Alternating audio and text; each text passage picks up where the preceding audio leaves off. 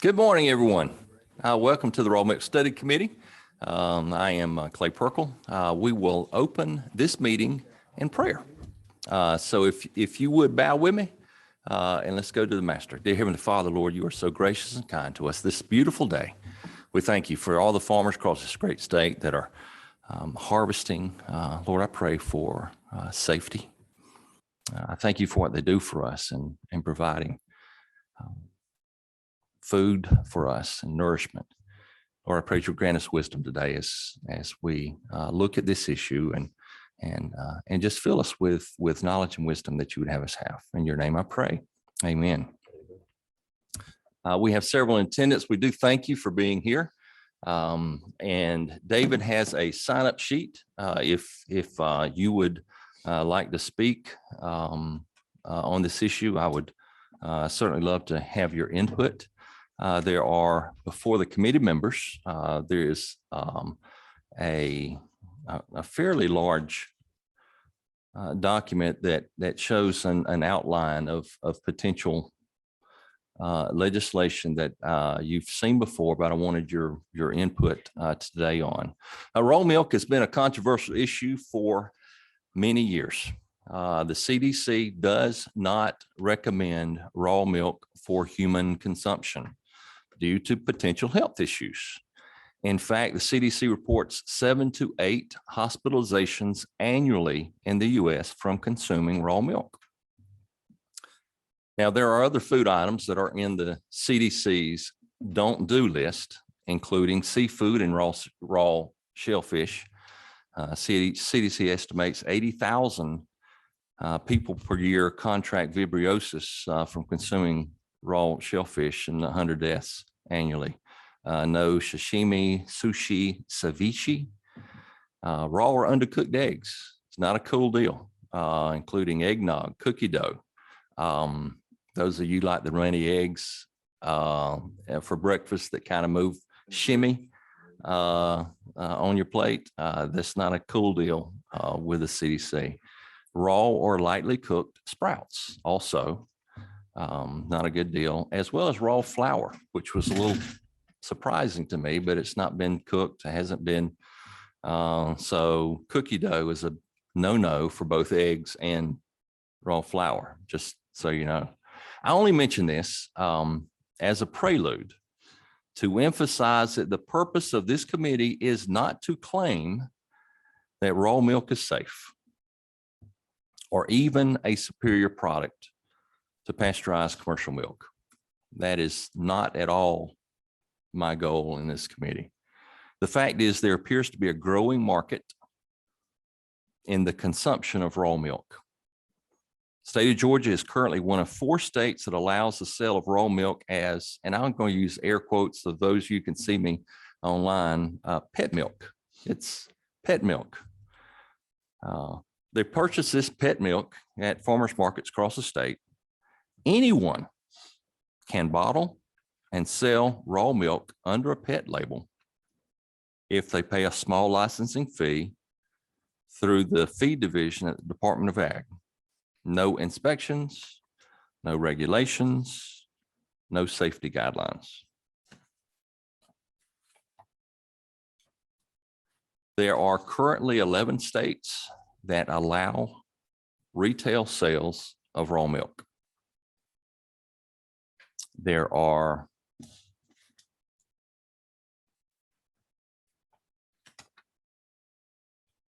16 additional states that allow farm to consumer sales of raw milk. There are 8 states, including our neighbors to the north, Tennessee and North Carolina, that allows what they call a herd share to purchase raw milk. So you buy a piece of a cow from a farmer, and then you could go pick up your raw milk on the farm. So the majority of the states allow the sale of raw milk in some fashion with some regulation. And South Carolina, our neighbor to the north, is the most recent state to allow the retail sale of raw milk. What you have before you is the framework upon which the South Carolina law is based. That's what we're going to be looking at today. It is just a framework of potential legislation to license and regulate raw milk sales. It will put the same standards for raw milk as we have for commercial milk today, the grade A milk. We have coming today, I'd like to introduce Ms. Farah Newberry, who is the executive director of the Georgia Milk Producers. And she's actually going to walk us through, don't be too alarmed. She's going to walk us through this document, but not every line.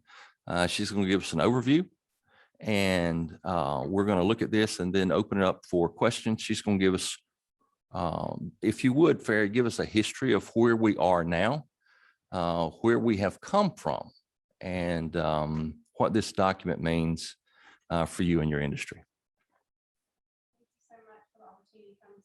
Really appreciate you guys taking this task on this summer and learning more about the dairy industry and considering raw milk sales in Georgia. In February of 2000, I started as the executive director of Georgia Milk Producers.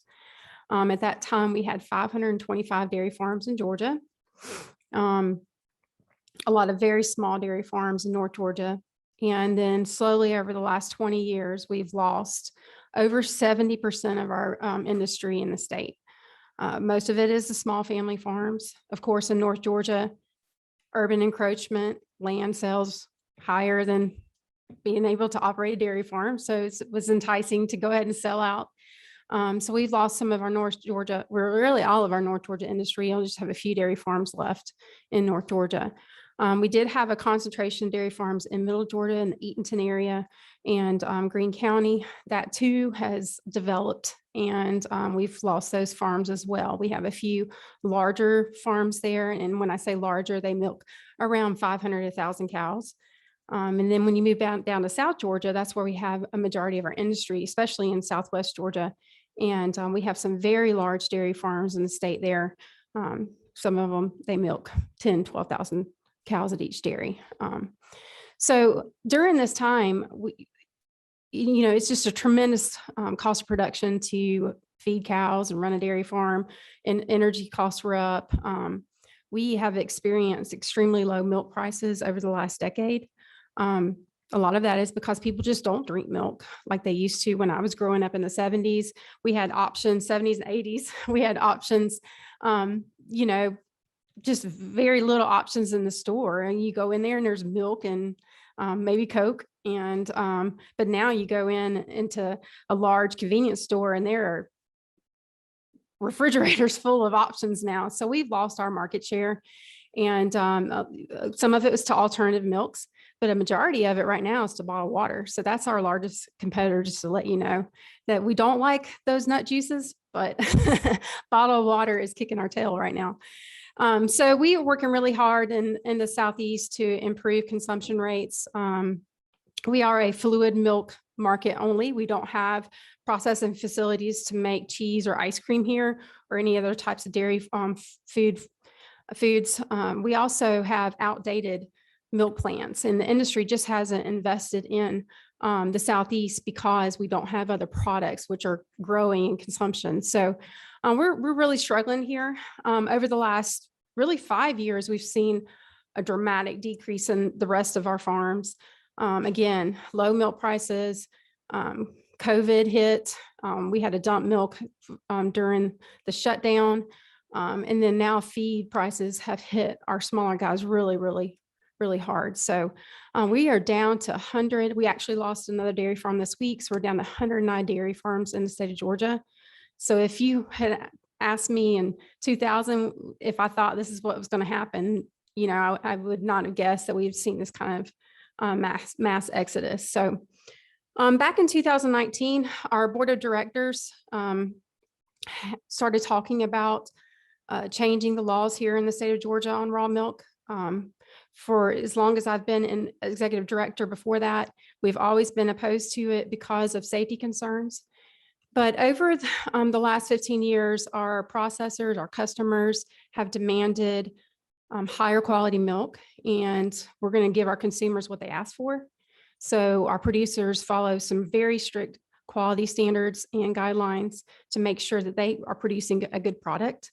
We are inspected by the Georgia Department of Agriculture, and then milk is actually tested 4 times before it reaches the consumer, mostly for antibiotics. But our plants do test for somatic cell counts, would indicate if the animal is healthy. And the standard right now is for somatic cell counts is 750,000, which is really high to us. It's a stand in the European Union, it's 400,000.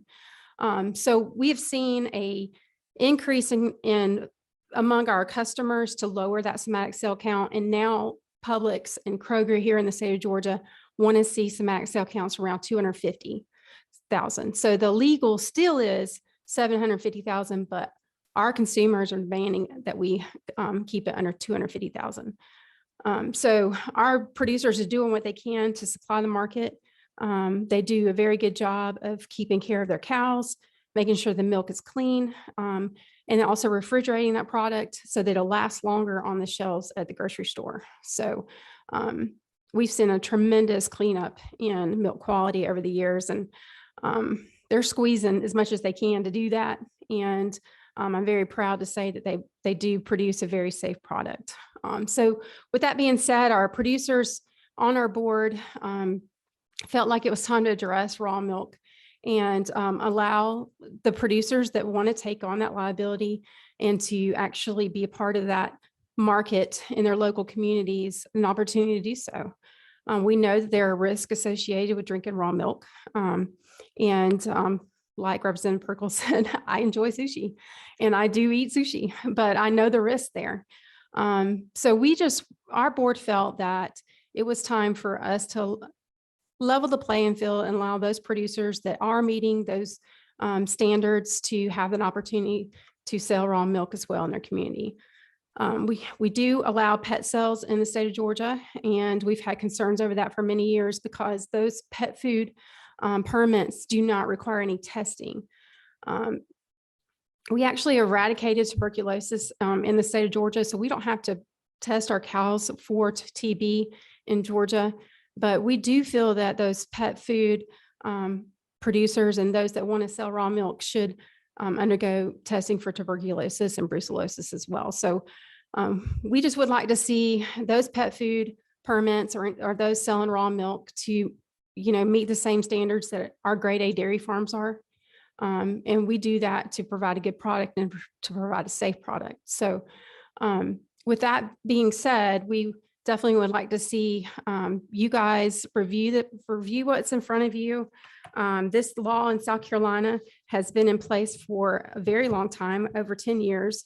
The reason we picked South Carolina is because it is the only state in the Southeast that produces milk under the conditions that we do in heat and humidity. We spend a lot of money to make sure our cows are comfortable and well taken care of, and we fight the humidity, but this has worked in South Carolina. It does have a majority of the rules in place on testing. On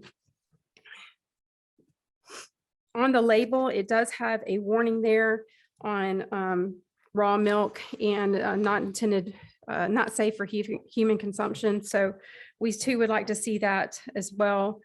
It has requirements for chilling the raw milk to ensure that it is cold and meets that standard of the PMO below 45 degrees. Bacterial limits are the same as what our producers, grade A producers must meet. It's 20,000 per milliliter. Somatic cell count is not to exceed 500,000. So this is a little bit lower than the 750,000, but we agree that it probably should be, with the right management practices, should be able to meet that. And then, of course, we're going to test for E. coli, Salmonella, Listeria, and Campylobacter. So those tests are in place, and then we would add in the TB testing and brucellosis testing for those herds. It does require certain sanitation requirements when you milk. Our producers, they pre-dip the cow, they strip it to make sure that the milk is not abnormal when it's coming out. and then they post dip after they milk. So we would have those in place as well. Also, you would have certain specific qualifications on the milk collar and milking barn, and how you are supposed to keep those clean. The inspectors come through, they have a checklist for each producer at every inspection. And this actually requires that they be inspected every 6 months.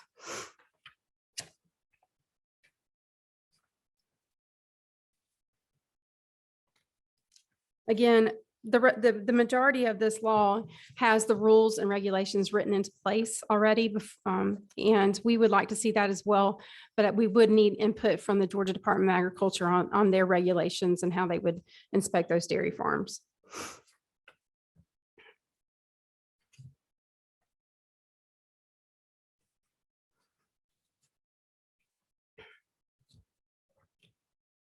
Does anyone have any questions on the bill or? Thank you for that concise treatment of a 22-page legislative framework. That's very nice. So the committee has had this, most of them has had it before them for 2 months now.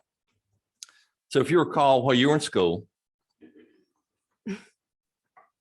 in every class, professor was talking about the current subject matter, and then they would skip ahead a chapter, and there was always the one person I caught, you didn't want them in your class. I called them the gunner. They read ahead, they're studying ahead, they're very diligent. We actually have a gunner on our team, and I'm glad that she is Representative Mitchell, Rebecca Mitchell. Actually, is the only one of my committee that gave me changes. I'm sure everyone read it cover to cover and have changes already in your mind to think about how we should change it. But Representative Mitchell actually put pen to paper and had some questions. I'm actually going to walk through some of these. She could not be with us today. She's on a Zoom, and she's going to chime in just a little bit. But since I have some of these in front of me, I'm going to go ahead and talk through a few of these changes that are mainly typos, and some things that we need a little clarification on. As a chair, I think we probably need a little bit more clarification on. The first being on page 3.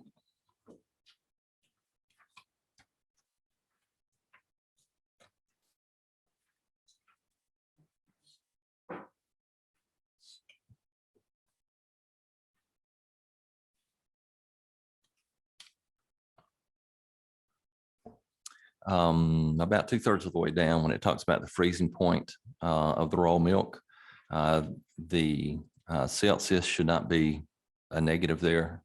So that's just a mistype.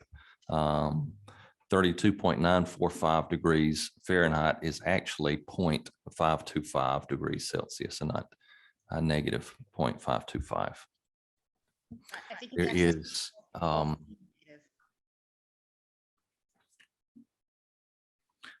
is and we could get, and I don't want to get too, I'm going to skip this one because it gets kind of nitty gritty, and I'm not sure that's the place for this, but the obvious things that I wanted to look at were page 4.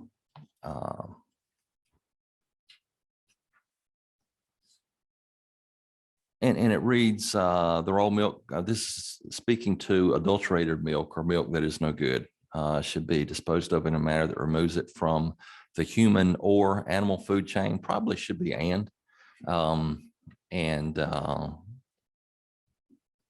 so there are a few things like that are within this document, but for the document as a whole, I would like for any questions that you might have to go through Farah here, and I'm sure we'll hear from Representative Mitchell.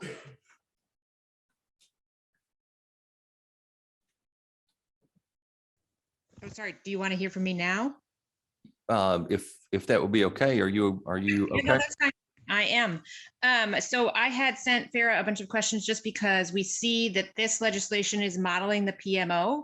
And I wanted to make sure, because some of the PMO requirements, you can very easily differentiate requirements when there is both a pasteurized and an unpasteurized portion of the processing stream.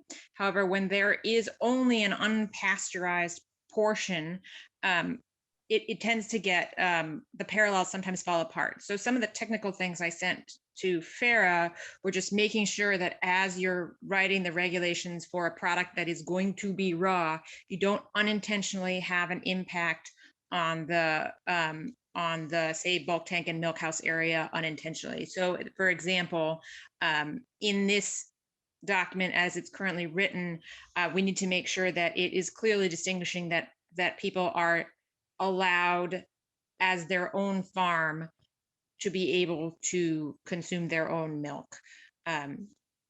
Because I don't think any state is preventing that. And I would want to make sure we are not that state.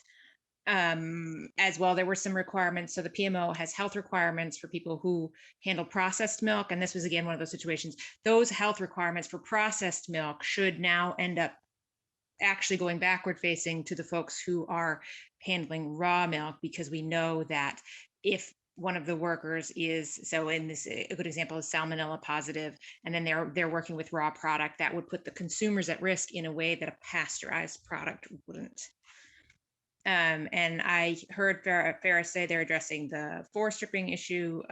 We want to make sure in production, if there is raw milk entering the consumer market, that we have done everything along the way to make sure that if you could have stopped milk that was not of a quality that should be consumed, could be consumed safely from entering the milk stream, that we have taken that opportunity. And by requiring some of the more common measures that farms standardly do, such as forest stripping, we make sure that there are all the opportunities to stop exposure to consumers that we can put in place are in place.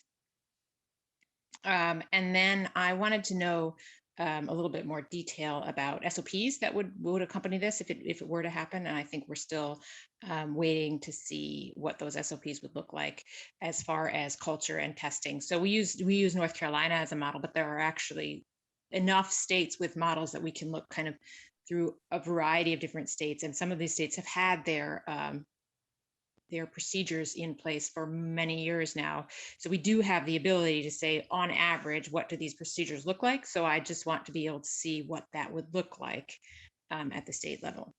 And we also talked about the increasing the font size on the raw milk labeling.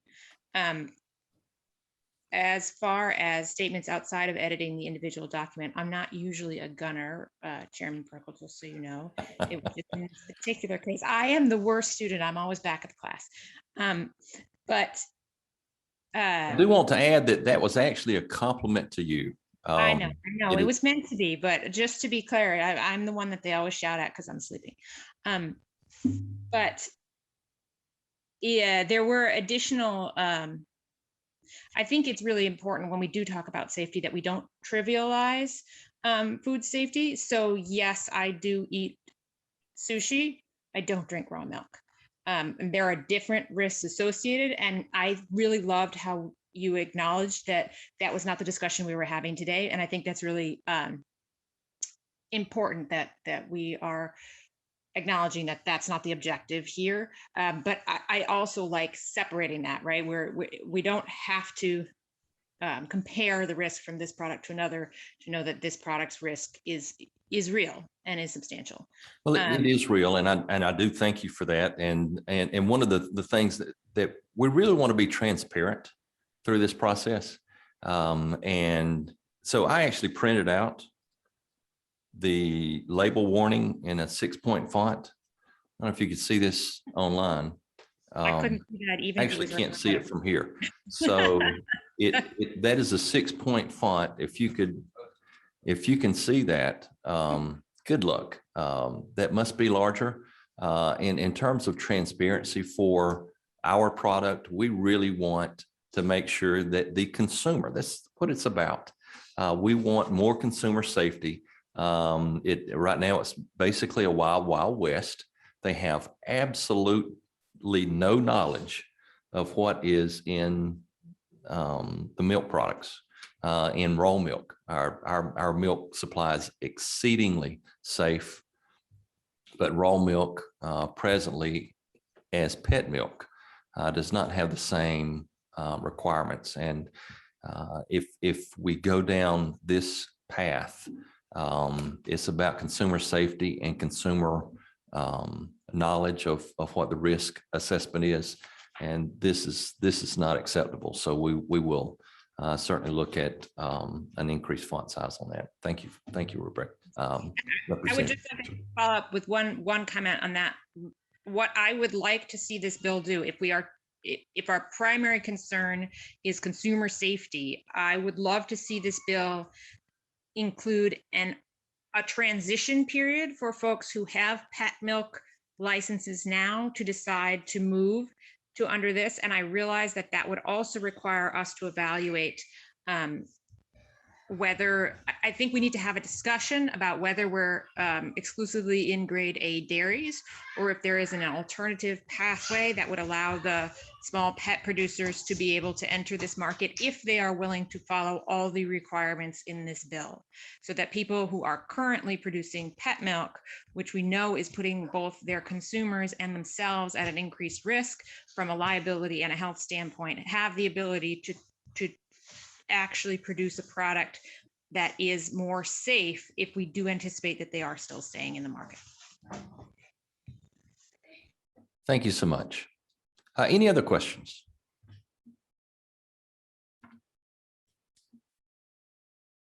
What number you got there?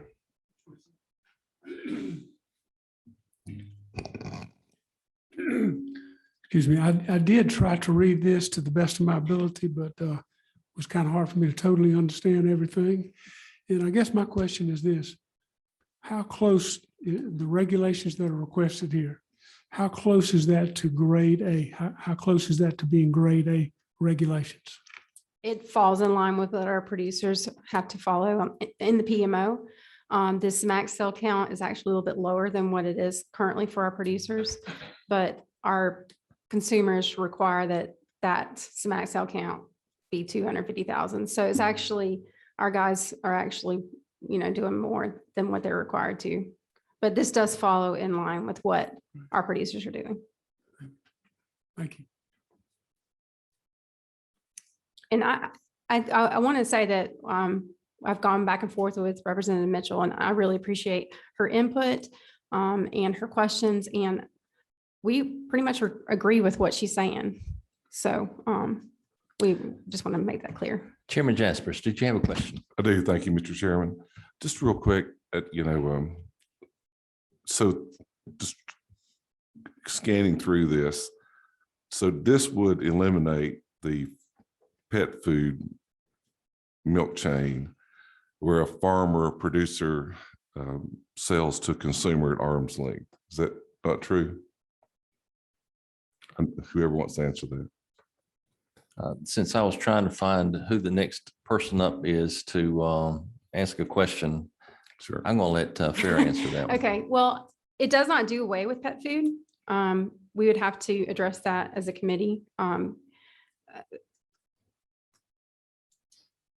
It would bring the standards up to what our producers are doing. So they would have to decide whether or not they're going to do grade A if you do away with pet food. So it would do away with the pet food side, essentially. Essentially, yes. Okay, thank you.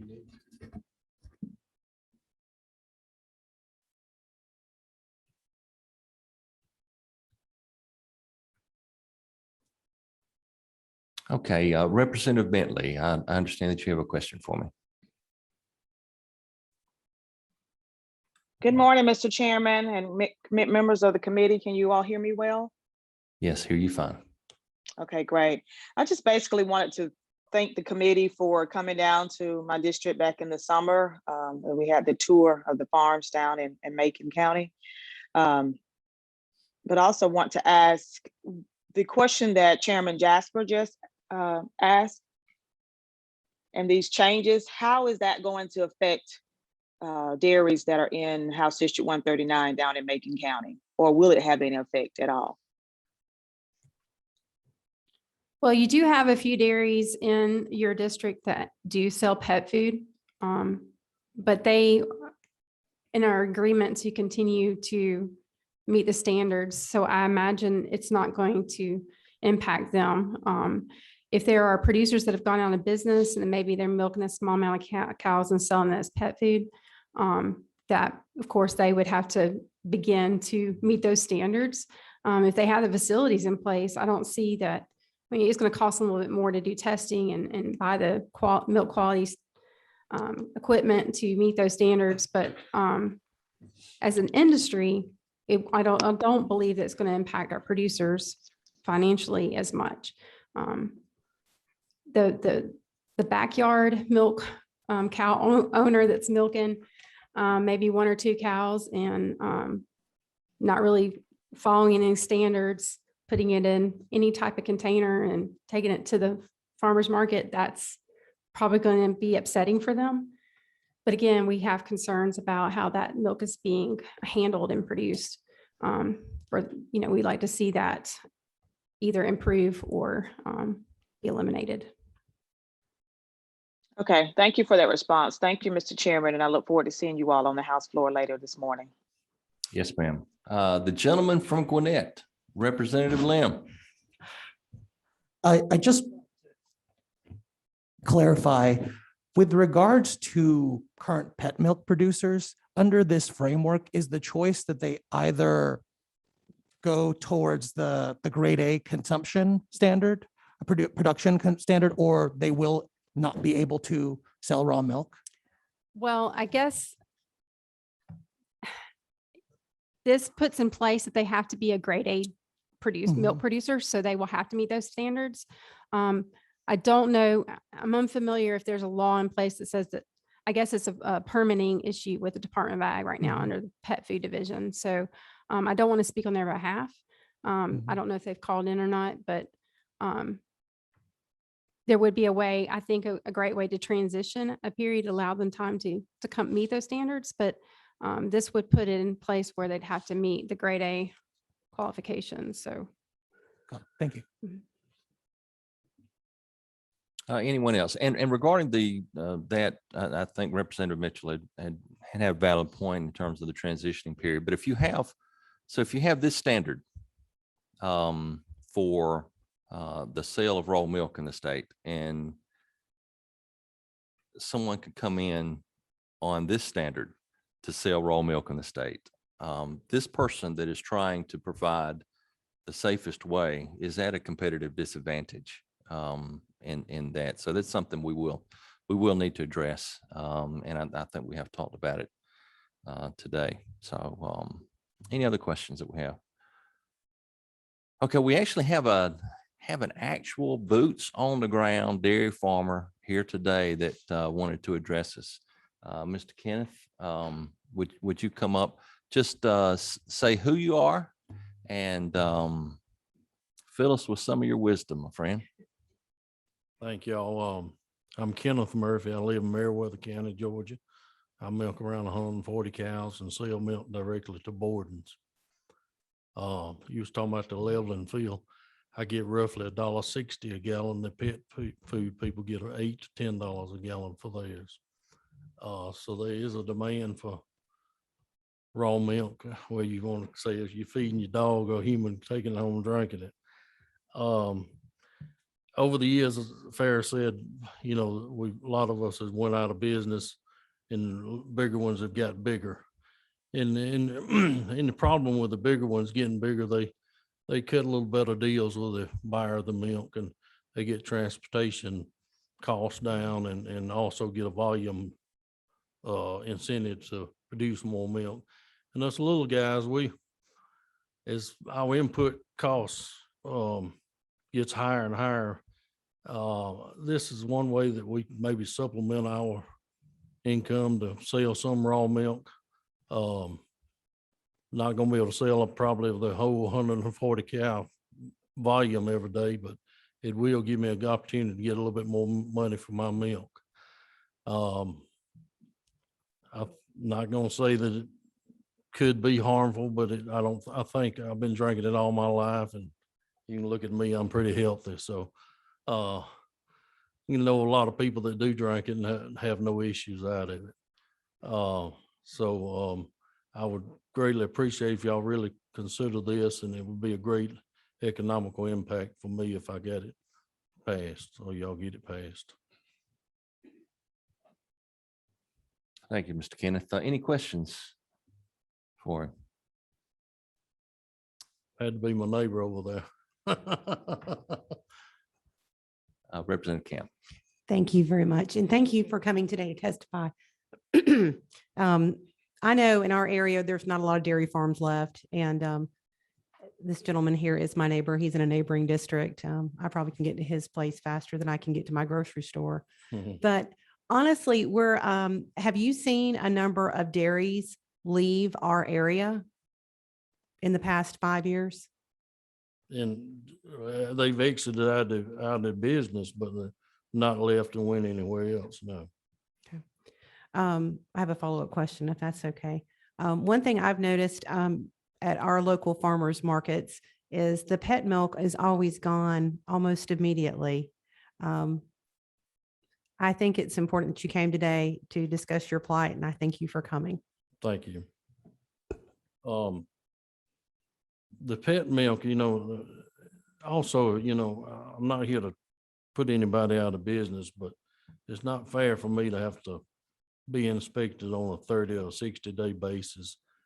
And they actually have no inspection whatsoever and get more for their product than I am mine.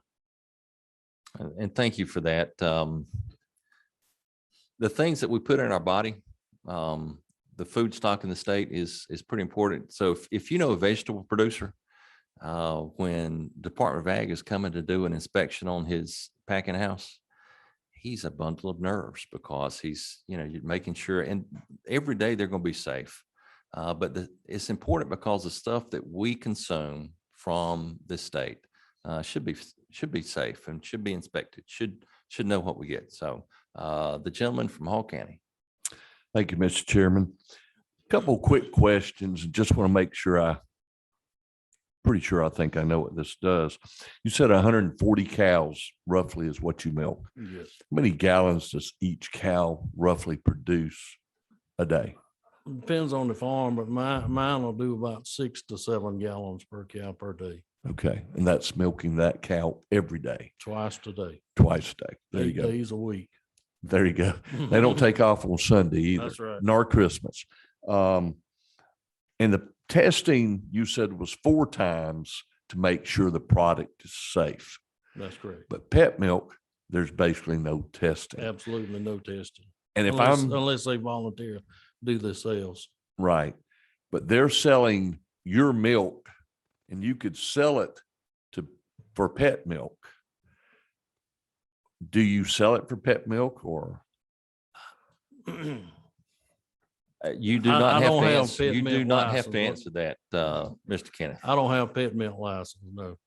Okay, and I would expect, there's too many attorneys that hang around us. Yeah. No pun intended, but I'm just trying to, I guess, grasp. You're basically saying that you would like the pet producers to go through the same standards. If it's gonna be consumed for human consumption, yes. Okay, and thank you, and I appreciate that. All right. Okay, is that it? So for the committee, I do thank you for your diligence. I thank you for being here on a, you know, I say it's early morning, but my goodness, it's 8 o'clock. That's right. It's, but we do need to go get tested as a reminder. Today is a test day that we have to do across the street. So if there's nothing else for the good of the committee, it's over.